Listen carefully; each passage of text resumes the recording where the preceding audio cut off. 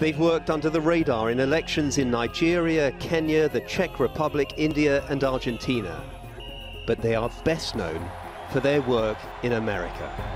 That company is Cambridge Analytica. We are not only the largest and most significant political consultancy in the world, but we have the most established track record. We're used to operating through different vehicles in the shadows. If you're collecting data on people and you're profiling them, that gives you more insight that you can use to know how to segment the population, to give them messaging about issues that they care about, and language and imagery that they're likely to engage with. And we use that in America, and we use that in Africa. That's what we do as a company. Yeah, we do a lot more than that. I mean, deep digging is interesting, but equally effective can be just to go and speak to the incumbents and to offer them a deal that's too good to be true, and make sure that that's video recorded. These sorts of tactics are very effective. Instantly having video evidence of corruption, putting it on the internet.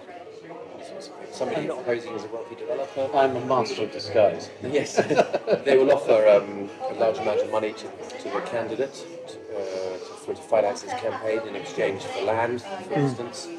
We'll have the whole thing recorded on cameras. We'll blank out the face of our guy, and we'll have post on the mistake that we've made looking back on this is viewing our responsibility as just building tools. Mr. Zuckerberg, would you be comfortable sharing with us the name of the hotel you stayed in last night?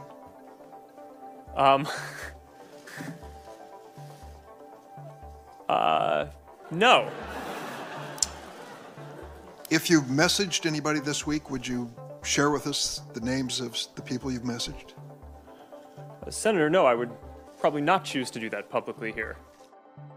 I think that may be what this is all about.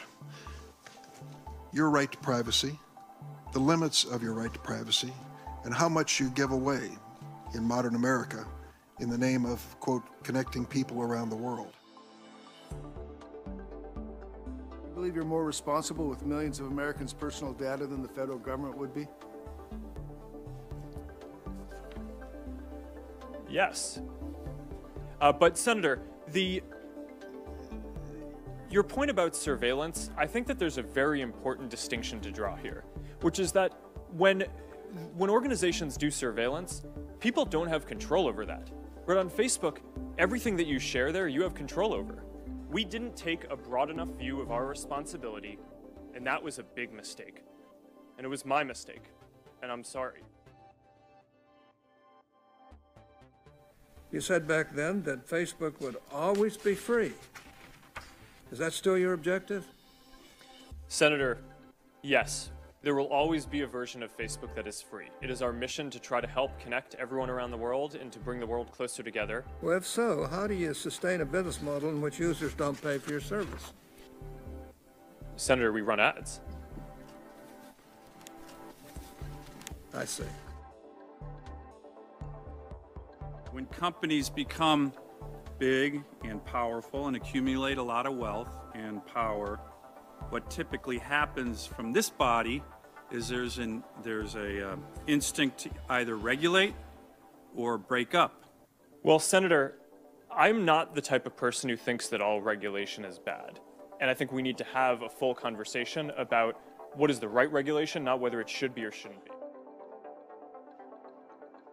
What is Facebook doing to prevent foreign actors from interfering in U.S. elections? One of my greatest regrets in running the company is that we were slow in identifying the Russian information operations in 2016. There are people in Russia whose job it is to try to exploit our systems and other internet systems and other systems as well.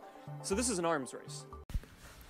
El caso a presentar tiene relación con la red social de Facebook y el caso se llama ¿Qué pasó hace 2 años y en qué estamos? En el video anterior les mostré un poco la forma de trabajo de la empresa Cambridge Analytica.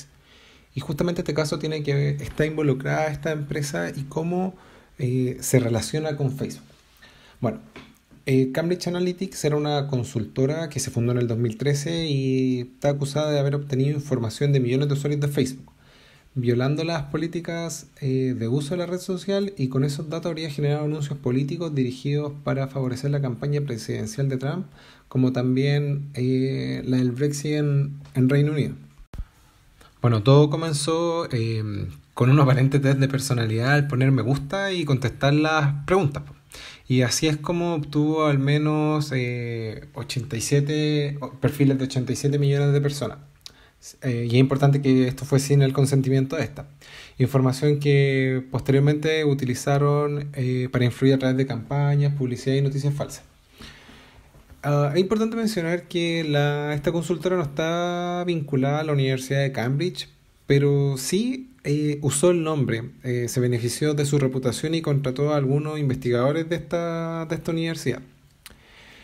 Esta consultora era experta en analizar datos y desarrolló campañas de comunicación y de marketing con una metodología basada en algo que ellos llamaron puntos de comportamiento, que les permitió conocer rasgos de personalidad y entender un poco lo que le importa realmente a las personas. Por qué se comportan así, cómo lo hacen y qué es lo que realmente impulsa que hagan eso. Ahora bien, ¿por qué es tan grave? ¿Por qué fue tanto el escándalo que provocó esta empresa? Es porque en realidad no se sabía bien o no estaba claro si los usuarios estaban totalmente informados sobre cómo iba a ser usada la información que ellos estaban poniendo en los test que estaban respondiendo. Y es así como, gracias a los permisos de acceso que se otorgaron cuando se respondía al test, no solo se afectó al usuario que hizo el test, sino que también a su red de contacto. En algunos casos, por ejemplo, la aplicación accedió, o sea, se dice que accedió incluso a las conversaciones privadas dentro de la red. O sea, exponiendo lo que, o sea, la aplicación, el test accedió a lo que estaban hablando las personas a través del chat de Facebook. Los psicólogos definen la personalidad como una combinación de tus pensamientos, sentimientos y comportamientos. Y con cada clic que tú das en Facebook, el sistema te va conociendo mejor. Hay estudios que indican que un me gusta te define más de lo que tú puedes llegar a creer. Es así como con 10 me gusta que tú pongas en Facebook, el sistema puede decir qué tipo de persona eres mejor de lo que dirían tus compañeros. Con 150 me gusta, el sistema es más preciso de lo que dirían tus padres de ti. Y con 300 me gusta es aún más preciso de lo que podría decir tu pareja sobre ti. Sin embargo, y con todo esto es ilegal que los anunciantes en Facebook se dirijan a ti en función de tus rasgos de personalidad.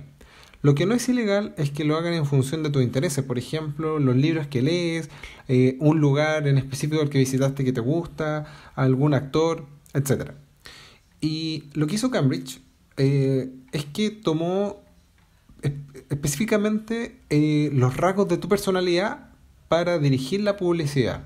La personalidad está dividida, hay 5 rasgos que usan los psicólogos, que uno es la apertura al cambio, 2 es la escrupulosidad, 3 la extraversión, 4 la amabilidad y 5 la inestabilidad emocional. Y que todos estos rangos mezclados clasifican a las personas en cada tipo de personalidad.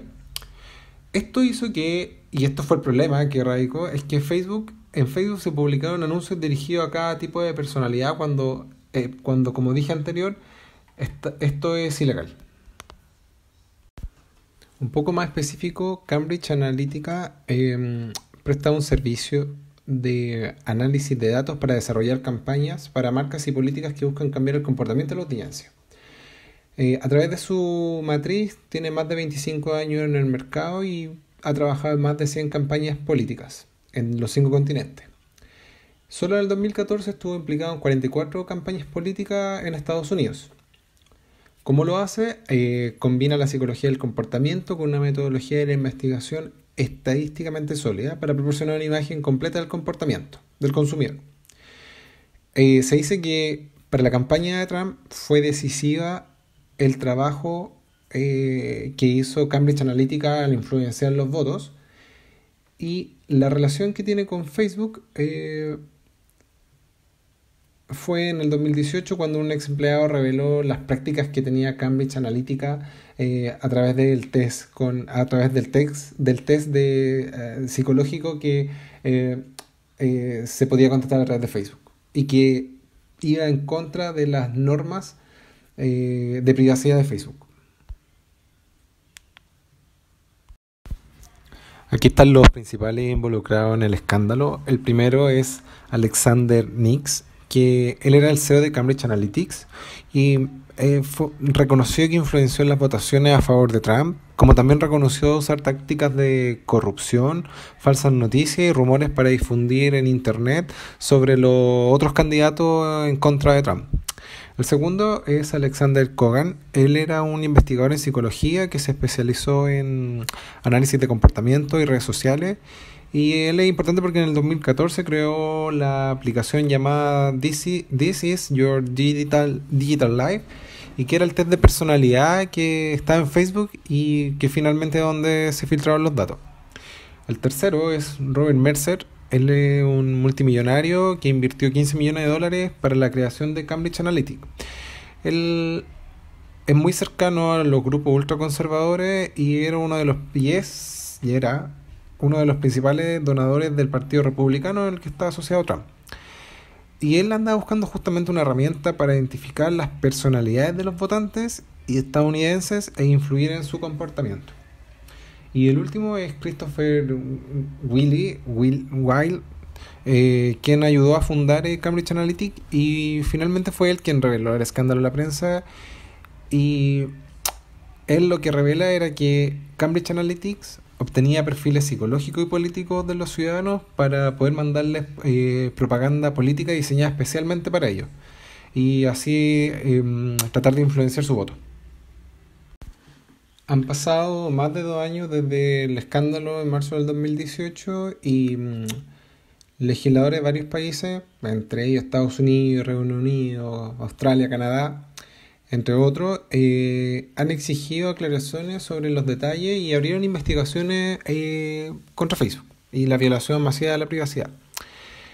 El escándalo llevó a Mark Zuckerberg a comparecer en el Congreso de Estados Unidos, pero la discusión se abordó cuestiones de toda índole, por ejemplo, incluyendo preguntas sobre los algoritmos de Facebook.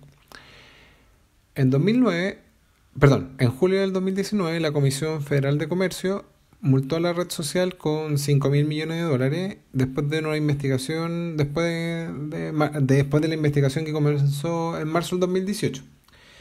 Y principalmente indicó que había incumplimientos de la red social a la hora de aclarar las políticas, que estas eran un poco ambiguas o engañosas para los usuarios al permitir que después de un compromiso que el mismo Facebook había hecho en el 2014, terceros accedieran a datos de los usuarios y sus amigos.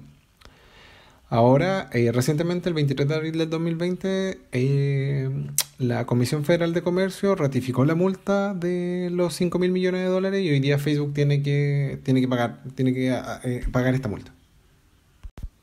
La sentencia también obligó a Facebook a hacer cambios en sus políticas de privacidad y esta lámina justamente muestra eso, muestra 3 ejes de los cambios que tiene que ejecutar Facebook. El primer eje es creando privacidad en cada producto.